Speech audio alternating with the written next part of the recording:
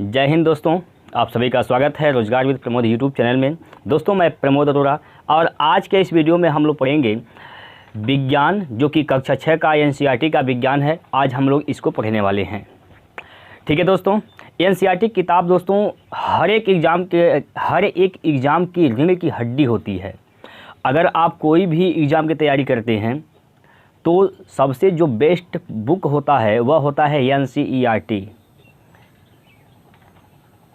ठीक है दोस्तों, तो एनसीईआरटी का किताब सबसे मेन किताब है, आपको एनसीईआरटी किताब ही पढ़नी चाहिए। तो आज इस वीडियो में दोस्तों हम लोग कक्षा 6 का विज्ञान पढ़ेंगे, जो कि कौन सी किताब है, एनसीईआरटी किताब है।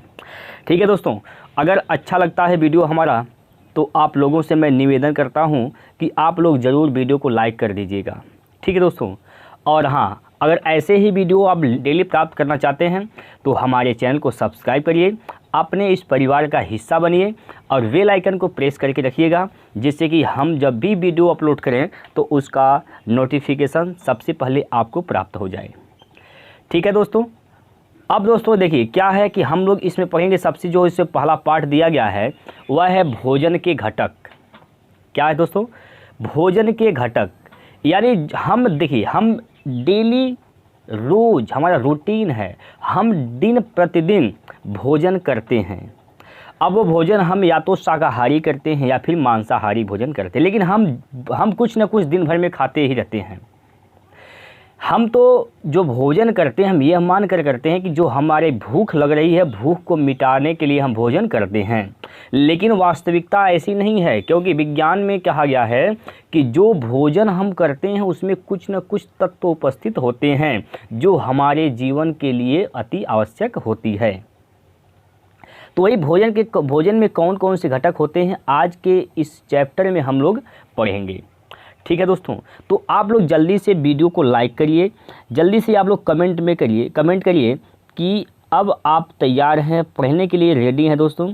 तो ध्यान से आप लोग वीडियो को देखिएगा, पूरा देखेंगे तो आपको हर एक चीज़ समझ में आएगा। बीच में दोस्तों अगर आप स्किप करते हैं तो आपको नहीं समझ में आएगा दोस्तों। इसलिए मैं आपसे जो भी आपका आधा घंटा, 45 मिनट, 20 मिनट का जो भी आपका समय बर्बाद होता है इस वीडियो को देखने में, तो मैं आपको विश्वास दिलाता हूं कि आप जब देखेंगे तो कुछ ना कुछ आपको इससे फ़ायदा ज़रूर होगा। ठीक है दोस्तों, चलिए सबसे पहले आपकी बेसिक मजबूत होना चाहिए। देखिए दोस्तों, हमारा जो इसमें पहला जो इसमें पॉइंट है, हमें क्या पढ़ना है, भोजन के घटक। तो पहला पॉइंट है विभिन्न प्रकार के खाद्य पदार्थों में क्या होता है। हम कहाँ से अपनी बात को स्टार्ट करते हैं कि जो हम विभिन्न प्रकार के जो खाद्य पदार्थ का यूज करते हैं उसमें क्या चीज़ें होती हैं। आज हम इस वीडियो में इस टॉपिक में हम इस पॉइंट को हम लोग क्लियर करने वाले हैं। देखिए दोस्त, हम जानते हैं कि प्रत्येक व्यंजन एक या एक से अधिक प्रकार की कच्ची सामग्री से बना होता है। जो व्यंजन हम डेली खाते हैं वह या तो एक या फिर एक से अधिक प्रकार की कच्ची सामग्री से बनी होती है। और ये जो कच्ची सामग्री होती है यह किससे प्राप्त होती है दोस्तों? पादपों से। पादप से और किससे?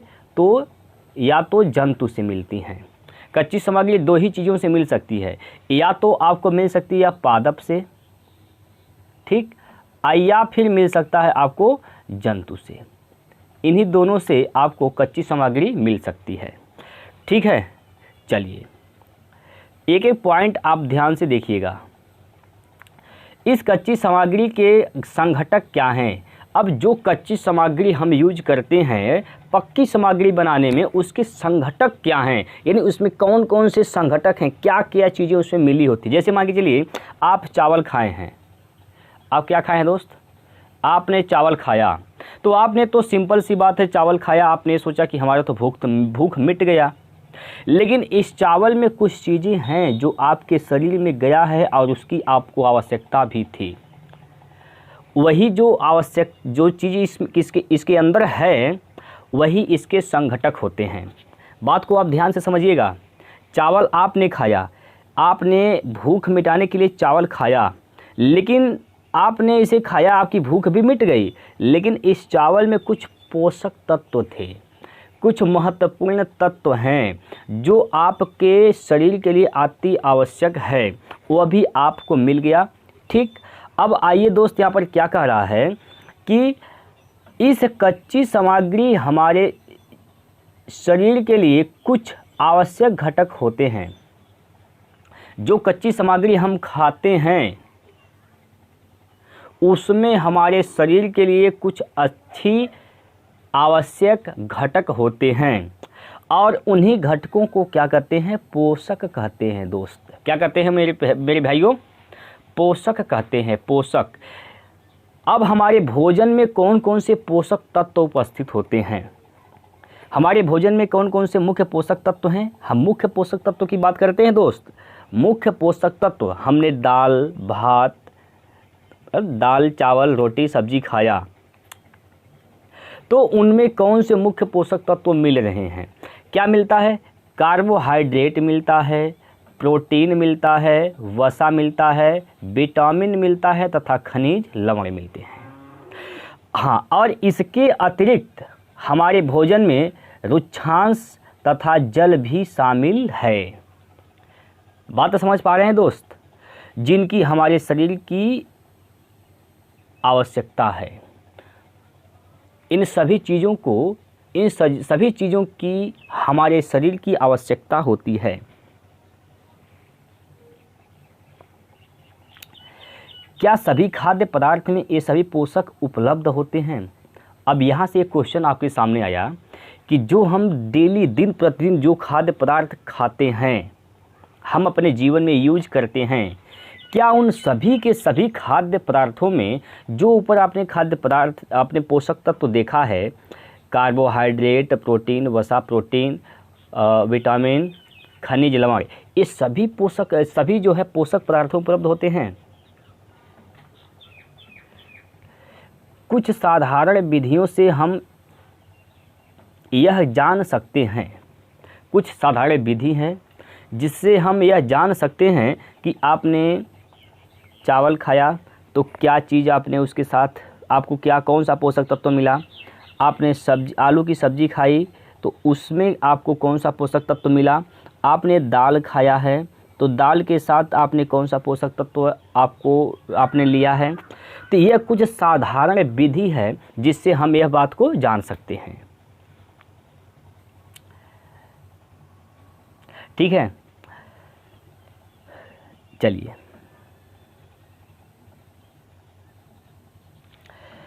कार्बोहाइड्रेट, प्रोटीन तथा वसा के परीक्षण अन्य पोषकों के परीक्षणों की अपेक्षा सरल है।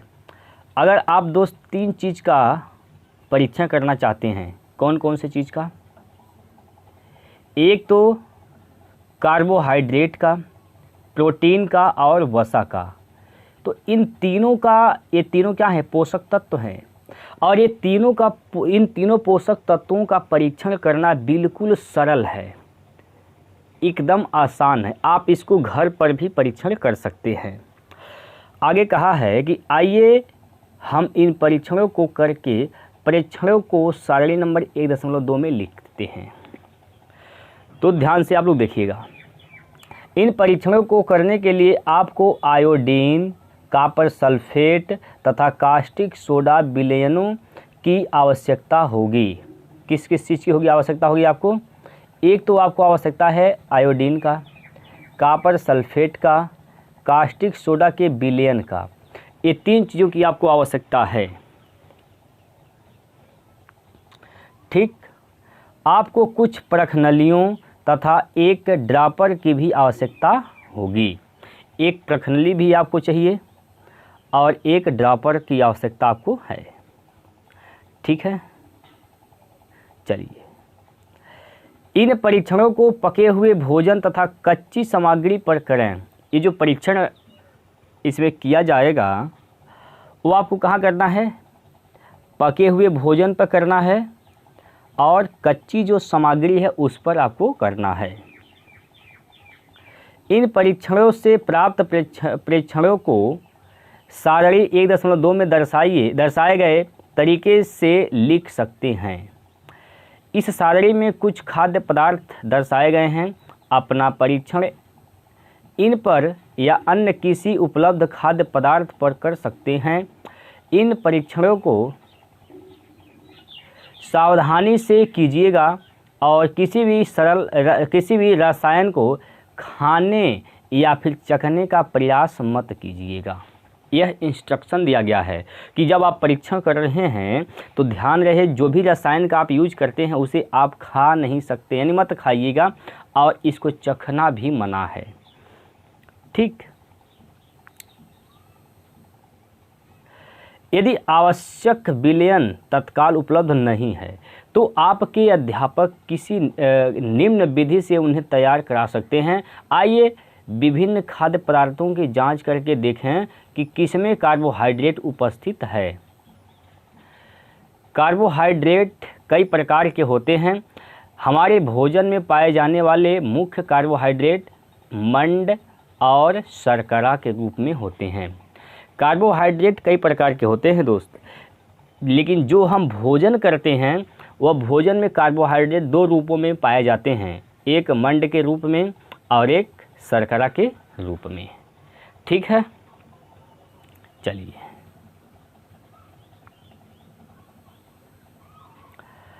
चलिए दोस्त यहाँ पर आइए।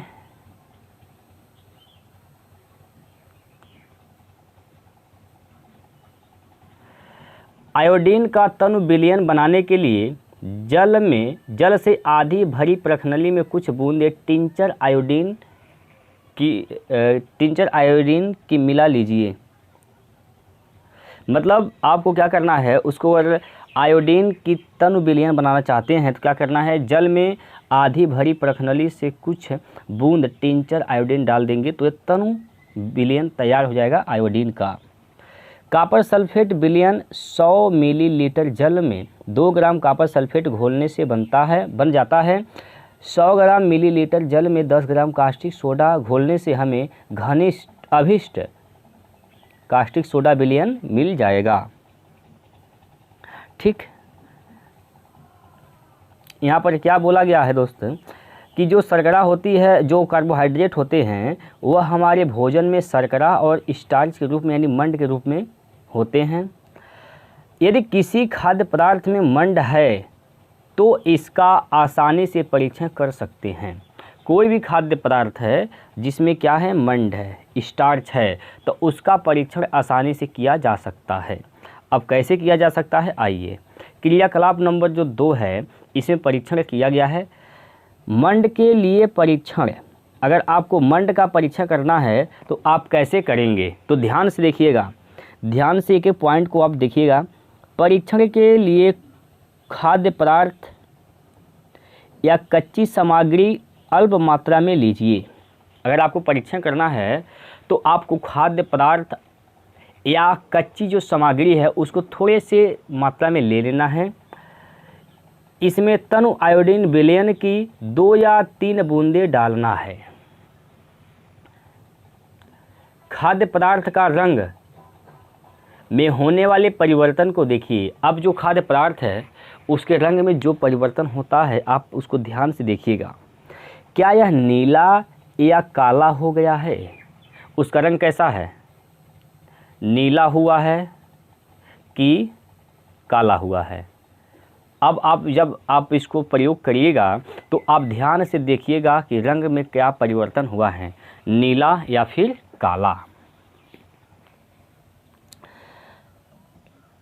यह नीला या काला रंग मंड की उपस्थिति दर्शाता है। अगर दोस्त उस खाद्य पदार्थ का रंग नीला हो जाता है या फिर काला हो जाता है तो इसका मतलब क्या है कि उसमें मंड जो है उपस्थित है। ठीक, चलिए अब यहाँ पर बच्चे जो यहाँ पर आप देख पा रहे हैं, यहाँ पर जो आप देख पा रहे हैं ये 2 बच्चे हैं जो मंड का यह परीक्षण कर रहे हैं। आपको ऐसे ही करना है। ठीक है दोस्त, चलिए आगे चलते हैं। अब यहाँ पर आप ध्यान से देखिएगा, इस परीक्षण को किसी अन्य खाद्य पदार्थ के साथ दोहराइए और जांच कीजिए कि किसमें मंड है। आपने किसी भी खाद्य पदार्थ में मंड का परीक्षण कर सकते हैं। अपने परीक्षणों को सारणी नंबर 1.2 में लिखिए। हालांकि ये तो बात अलग का है, आपको लिखना है कि नहीं लिखना है, लेकिन आप परीक्षण जब भी करिएगा 1 से 2 पर करिए। आप यह जरूर जांच करिएगा कि इसमें मंड की मात्रा ज़्यादा है। ठीक, चलिए दोस्त, अब आगे हम बढ़ते हैं और यहाँ पर पढ़ते हैं कि अगर आपको प्रोटीन का परीक्षण करना है तब कैसे करेंगे। खाद्य पदार्थ में प्रोटीन का परीक्षण है, प्रोटीन के लिए परीक्षण है, प्रोटीन के लिए क्या परीक्षण का क्या नियम है, कैसे करना है, इसको हम समझते हैं। तो ध्यान से देखिए, प्रोटीन के परीक्षण के लिए किसी खाद्य पदार्थ की थोड़ी मात्रा डाल लीजिए। क्या करना है, अगर आपको प्रोटीन का परीक्षण करना है तो किसी भी खाद्य पदार्थ की हल्का सा मात्रा ले लेना है। अब मात्रा लेना है जिस पर खाद्य पदार्थ का परीक्षण करना है। यदि वह ठोस है तो पहले उसका पेस्ट अथवा चूर्ण बनाने की आवश्यकता होती है। जिस भी खाद्य पदार्थ पर आप प्रोटीन का परीक्षण करना चाहते हैं, अगर आप प्रोटीन का परीक्षण करना चाहते हैं तो ध्यान रहे, अगर वह ठोस में है, अगर खाद्य पदार्थ क्या है, ठोस अवस्था में है, तो आपको क्या करना है, उसे या तो आपको पेस्ट बना देना है, या तो आप पेस्ट बनाइए या फिर चूर्ण बनाइए। ठीक, इतना काम करने के बाद तब क्या करना है, खाद्य पदार्थ की थोड़ी मात्रा को पीसकर या मसल कर उसके चूर्ण को एक साफ प्रखनली में डाल दें और 10 बूंद जल डालकर उसे अच्छी तरह हिलाइए। इसके बाद क्या होगा, जब आप ऐसा काम करेंगे, अब ड्रॉपर की सहायता से प्रखनली में 2 बूंद कॉपर सल्फेट का विलयन तथा 10 बूंद कास्टिक सोडा का विलयन डालिए। ठीक, अच्छी तरह हिलाकर कुछ मिनट के लिए प्रखनली को रख दीजिए। अब आपने क्या देखा, कुछ समय बाद आपने क्या देखा, क्या प्रखनली का पदार्थ बैगनी रंग का हो गया है। यहाँ क्वेश्चन आपसे पूछ रहा है कि इतना काम जब करते हैं तो जो प्रखनली का पदार्थ है वह किस रंग का हुआ है, बैगनी रंग का हो गया है। बैगनी रंग खाद्य पदार्थ में प्रोटीन की उपस्थिति दर्शाता है। अगर वह बैगनी रंग का हो गया है तो बैगनी रंग क्या बताता है, जो खाद्य पदार्थ है उसमें प्रोटीन की मात्रा है। ठीक, चलिए अब आप इस परीक्षण को किसी दूसरे खाद्य पदार्थ के साथ दोहरा सकते हैं। अब कोई भी खाद्य पदार्थ लीजिए, उसके साथ आप प्रयोग करके देखिए क्या खाद्य पदार्थ का जो रंग है बैगनी हो गया। अगर बैगनी हुआ तो इसका मतलब वो प्रोटीन की मात्रा उसमें है। अब हम बात करते हैं वसा के लिए परीक्षण। अगर आपको वसा का परीक्षण करना है तब आप कैसे परीक्षण करेंगे। वसा मतलब क्या होता है, तेल, तेलहा चीज़ जितना आप देख रहे हैं ना, जो भी चीज़ जीवन में यूज करते हैं तेलहा चीज़ सब का सब क्या है, वसा है, फैट है। ठीक, मनुष्य के शरीर में वसा की वृद्धि हो जाती है जिसे फैट कहते हैं, चर्बी। तो आदमी क्या होता है, मोटा हो जाता है, तो वह रोग से ग्रसित हो जाता है, इसीलिए वह बहुत नुकसान है दोस्त। चलिए दोस्त आगे बढ़ते हैं। खाद्य वसा के लिए परीक्षण। अगर आपको वसा का परीक्षण करना है तो क्या करेंगे आप, खाद्य पदार्थ की अल्प मात्रा लीजिए, इसे एक कागज़ के टुकड़े में लपेट कर कूटिए। एक कागज़ का टुकड़ा लेना है, इनमें खूब बढ़िया से लपेट कर इसको खूब कूटना है, खूब थूरना है। डंडा लीजिए, ये ईंटा, हथौड़ी जो भी लीजिए, खूब इसको थूरिए, खूब थूरेंगे, कूट देंगे।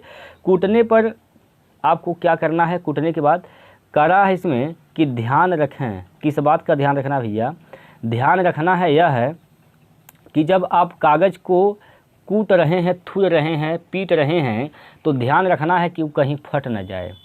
अगर फटा तो उस ससुरा बाहर सब निकल जाएगा, तो ध्यान रखना है कि फटना नहीं चाहिए।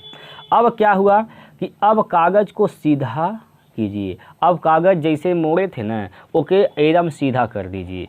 सीधा करने के बाद और क्या है, ध्यानपूर्वक देखिए, ओके टकटकी बांध के, एक नज़र उसको टकटकी बांध के देखिए क्या उसमें हुआ ससुरा, उसमें क्या परिवर्तन हो गया।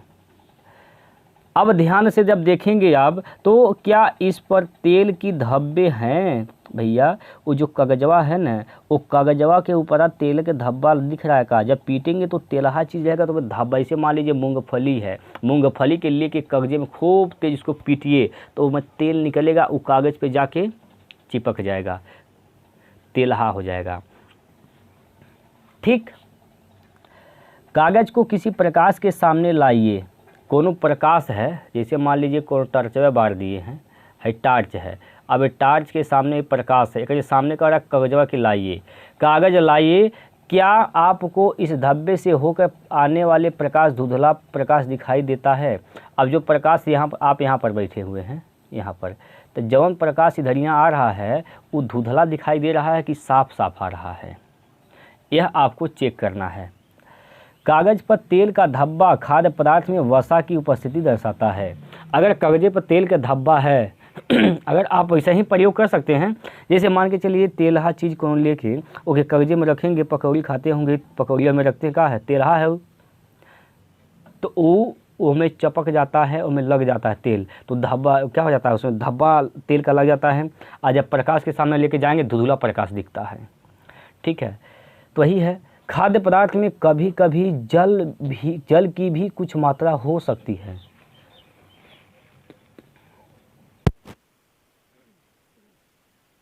जो खाद्य पदार्थ है उसमें कभी कभी जल की भी मात्रा हो सकती है। इस दशा में इन पदार्थों को कागज पर धीरे धीरे रगड़िए और कुछ समय के लिए कागज को सूखा दीजिए, ताकि यदि खाद्य पदार्थ में कुछ जल आया हो तो वह सूख जाए। जल तो सूख जाएगा और तेल नहीं सूखता है, तेल वैसे ही रहेगा। इसके बाद यदि कागज पर तेल का कोई धब्बा नहीं रहे तो यह पता चलता है कि खाद्य पदार्थ में वसा उपस्थित नहीं है। ठीक है, चलिए ये परीक्षण क्या दर्शाते हैं? अब जो आपने वसा का परीक्षण किया है तो ये क्या दर्शाते हैं? क्या वसा, प्रोटीन तथा मंड उन सभी खाद्य पदार्थों में उपस्थित होते हैं जिनका आपने परीक्षण किया है? क्या एक खाद्य पदार्थ में एक से अधिक पोषक तत्व उपस्थित होते हैं? क्या आपने कोई ऐसा खाद्य पदार्थ पाया है जिसमें इनमें से कोई भी पोषक तत्व उपस्थित न हो? तो ऐसा तो कोई खाद्य पदार्थ नहीं है जिनमें ये पोषक तत्व नहीं हैं। चलिए, हमने 3 पोषक कार्बोहाइड्रेट, प्रोटीन तथा वसा के लिए खाद्य पदार्थों का परीक्षण किया। विटामिन तथा खनिज लवण जैसे अन्य पोषक भी हमारे विभिन्न खाद्य पदार्थों में उपस्थित रहते हैं। इन सभी पोषकों की हमें क्यों आवश्यकता होती है? अब यहाँ से क्वेश्चन ये आया कि जो पोषक तत्व है ना वो हमारे लिए क्यों आवश्यक है। चलिए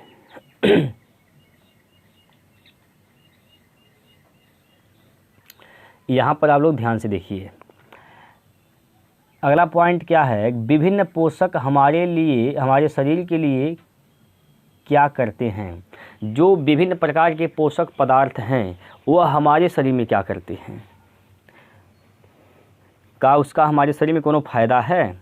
इसके बारे में पढ़ते हैं। कार्बोहाइड्रेट मुख्य रूप से हमारे शरीर को ऊर्जा प्रदान करते हैं। कार्बोहाइड्रेट क्या करते हैं? मुख्य रूप से जो हमारा शरीर है उसको ऊर्जा प्रदान करते हैं। वसा में भी ऊर्जा मिलती है। वसा में क्या है? ऊर्जा मिलती है। वसा में क्या है? वसा से भी ऊर्जा हमें मिलती है। ये नहीं कि अगर हम तेल खाते हैं, तेलहा चीज़ खाते हैं तो वो ऊर्जा नहीं मिलता, मिलता है हाँ, लेकिन अगर ज़्यादा खाते हैं तो दिक्कत है। बात समझ रहे हैं? अगर बहुत ज़्यादा खा लेंगे तो दिक्कत है। वास्तविकता यह है कि कार्बोहाइड्रेट की तुलना में वसा की समान मात्रा से हमें अधिक ऊर्जा प्राप्त होती है। कार्बोहाइड्रेट की अपेक्षा वसा से ज़्यादा ऊर्जा मिलता है। मान लीजिए 1 ग्राम आपने कार्बोहाइड्रेट खाया, ठीक, 1 ग्राम, 1 ग्राम आपने कार्बोहाइड्रेट खाया और 1 ही ग्राम आपने वसा खाया, तो कार्बोहाइड्रेट की अपेक्षा सबसे ज़्यादा किसमें आपको ऊर्जा मिलेगा? वसा से। ठीक है। समान मात्रा में कार्बोहाइड्रेट की तुलना में वसा से सबसे ज़्यादा ऊर्जा मिलती है और ऊर्जा और कार्बोहाइड्रेट भोजन को ऊर्जा देने वाला भोजन भी कहते हैं। क्या कहा है यहाँ पर देखिए, वसा और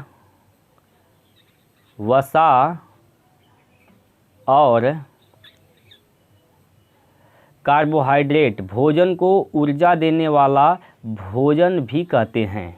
ठीक, चलिए आगे चलते हैं।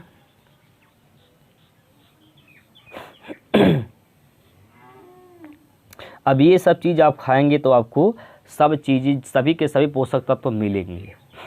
ठीक है। प्रोटीन की आवश्यकता हमारे शरीर की वृद्धि तथा स्वस्थ रहने के लिए होती है। अगर हमारी शरीर की वृद्धि करनी है तो किसकी आवश्यकता होती है? प्रोटीन की। शरीर की वृद्धि में कौन सा सहायक होता है? प्रोटीन। शरीर की वृद्धि में सहायक पोषक तत्व तो प्रोटीन है। स्वस्थ रहने के लिए भी प्रोटीन होती है आवश्यकता। प्रोटीन युक्त भोजन को प्रायः शरीर वर्धक भोजन कहते हैं। अगर आप प्रोटीन युक्त भोजन करते हैं तो उस भोजन को क्या कहते हैं? शरीर वर्धक भोजन, क्योंकि प्रोटीन खाने से शरीर की वृद्धि होती है। ठीक, इसीलिए इसे शरीर वर्धक भोजन भी कहते हैं। विटामिन, अब देखिए यहाँ पर प्रोटीन किससे किससे मिलते हैं? प्रोटीन तो बहुत चीज़ों से मिलते हैं। आगे देखिएगा, विटामिन रोगों से हमारे शरीर की रक्षा करते हैं। अगर हम विटामिन जो लेते हैं वह उसका काम क्या होता है? हमारे शरीर में जो रोग होते हैं उससे रक्षा करने का काम कौन करता है? विटामिन करता है। ठीक, विटामिन हमारी आँख, अस्थियों, दांत और मसूड़ों को स्वस्थ रखने में भी सहायता करते हैं। विटामिन कई प्रकार के होते हैं जिन्हें अलग अलग नाम से जाना जाता है। विटामिन कई प्रकार का होता है, हर एक विटामिन को अलग अलग नाम से जाना जाता है। मुख्य रूप से अगर देखा जाए तो विटामिन दो प्रकार का होता है। एक होता है जल में घुलनशील और एक होता है वसा में घुलनशील। ठीक, विटामिन दो प्रकार का होता है अगर देखा जाए तो, एक होता है जल में घुलनशील और एक होता है वसा में घुलनशील। जल में कौन कौन सी विटामिन घुल जाती है?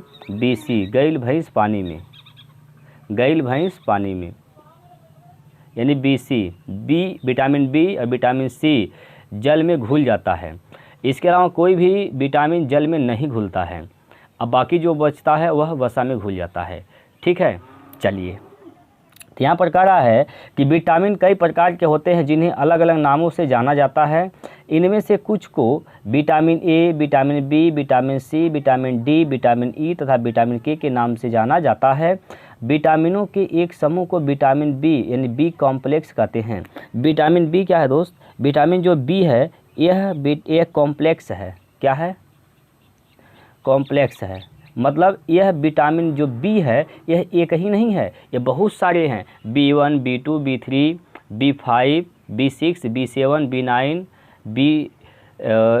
B12 है। ठीक है, ये बहुत सारे हैं, तो इसलिए विटामिन B को कॉम्प्लेक्स विटामिन कहा जाता है।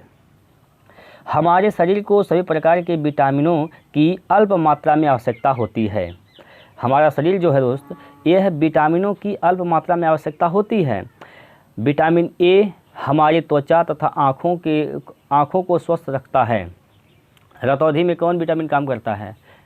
विटामिन A त्वचा के लिए। और विटामिन A किसके काम में आता है? हमारी त्वचा और आँख को स्वस्थ रखने के लिए विटामिन A काम में आता है।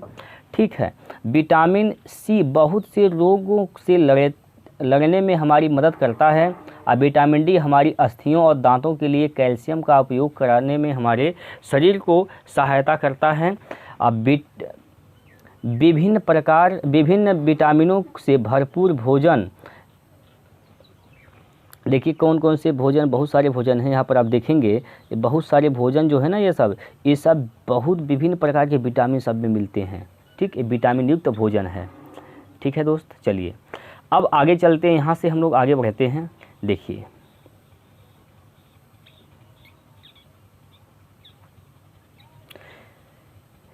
यहाँ पर इसका एक क्वेश्चन है। क्वेश्चन क्या है?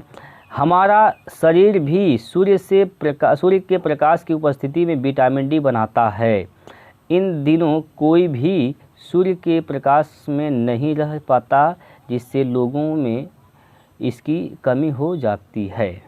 चलिए भैया, सूर्य के प्रकाश के सामने तो सब लोग रहते हैं, इसमें तो गर्मी का खूब तेज़ मौसम है, तो इसका मतलब ये थोड़ी ना कि दिन भर आप धूप में है तो विटामिन डी मिलेगा, नहीं, समय होता है।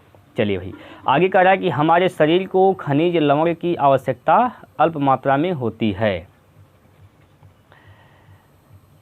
शरीर के उचित विकास तथा अच्छे स्वास्थ्य के लिए प्रत्येक खनिज लवण आवश्यक हैं।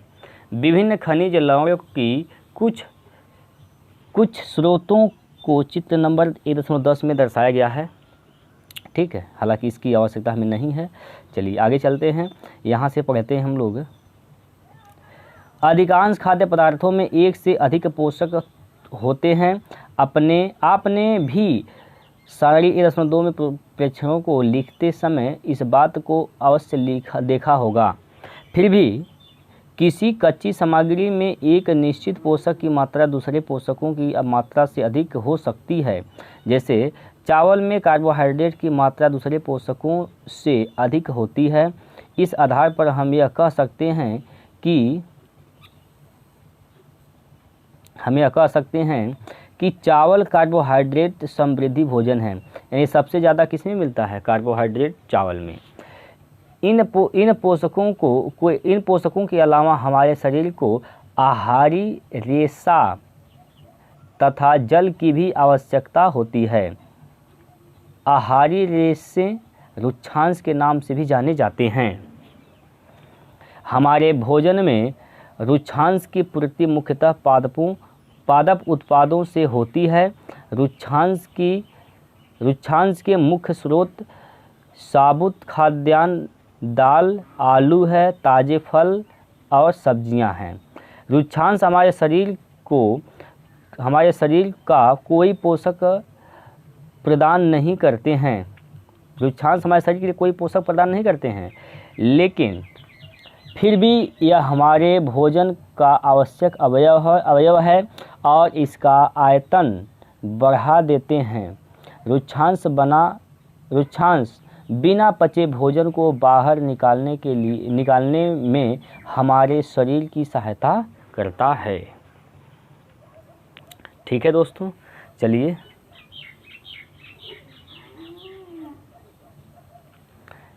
यहाँ पर आते हैं। जल भोजन में उपस्थित पोषकों को अवशोषित करने में हमारे शरीर की सहायता करता है। यह कुछ अवशिष्ट पदार्थ जैसे कि मूत्र तथा पसीने को शरीर से बाहर निकालने में सहायता करता है।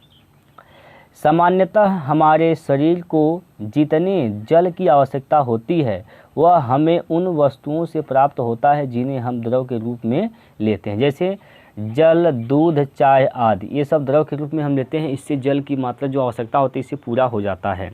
इसके अतिरिक्त हम जो भी भोजन पकाते हैं उसमें भी पानी का प्रयोग किया जाता है। आइए देखें कि क्या कोई अन्य स्रोत हमारे शरीर को जल प्रदान करता है। अब आइए यहाँ से क्रियाकलाप आपको देखना है और इस क्रियाकलाप में आपको पढ़ना है। क्या है क्रियाकलाप नंबर 3?